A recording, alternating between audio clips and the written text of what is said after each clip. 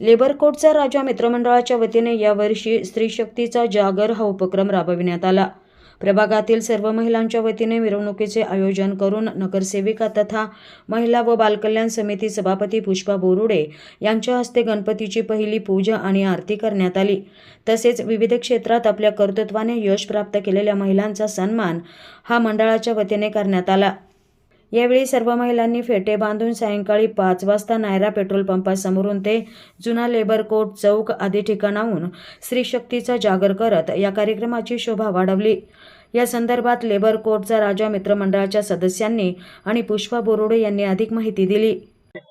Labour कोडचा राजा या मित्रमंडळाने Naira petrol pump ते सावेडी गाव इथपर्यंत खूप मिरवणूक काढलेली होती।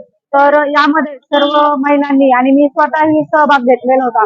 खूप आनंदी वातावरणामध्ये ही मिरवणूक आयोजित केलेली होती। तर मी सर्वांनाच लेबर कोडचा राजा यांच्या वतीने सर्वांना खूप खूप शुभेच्छा देते। आज लेबर कोडचा राजा या आमच्या मंडळातर्फे भव्य अशी ढोलताशा वाजून मिरवणूक गणपती बाप्पाची मिरवणूक काढण्यात आली।